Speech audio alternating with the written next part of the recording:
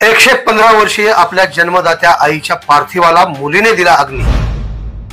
हजारो वर्षांच्या रूढी परंपरेला तिलांजली देऊन सुंदरबाई नागरगोजे यांनी समाजापुढे ठेवला आदर्श। लातूरच्या अहमदपूर तालुक्यातील मौजे रुद्धा गावातील आहे घटना।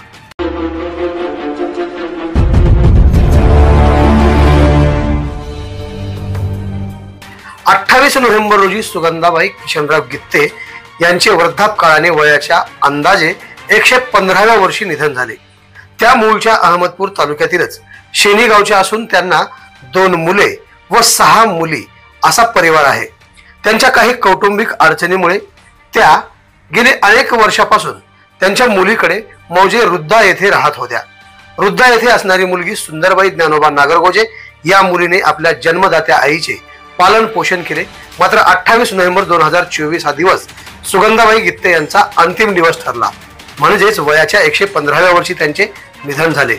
कुटुंबात निर्माण झालेल्या अडीअडचणीवर मात करत त्यांच्यावर मौजे रुद्धा येथे 29 नोव्हेंबर रोजी अंत्यसंस्कार करण्यात आले। यावेळी त्यांची मुलगी सुंदरबाई नागरगोजे यांनी आपल्या आईचे सर्व विधीप्रमाणे अंत्यसंस्कार करून समाजामध्ये एक चांगला आदर्शवत संदेश दिलाय। या प्रसंगावरून आपणास ही चुकीची व समाजविरोधी प्रथा वाटत असली तरी येणाऱ्या पिढीला यावरून एक चांगला संदेश घेण्याची गरज आहे की मुलगा हाच वारसदार या प्रथेला बाजूला सारून मुलगी सुद्धा वारसदार आहे हे यावरून सिद्ध होऊ शकते व जुन्या रूढी परंपरेला झुगारून मुलगी पण आई वडिलांची वारसदार आहे हे सुंदरबाई नागरगोजे यांनी दाखवून दिले। आवाज बहुजनांचा।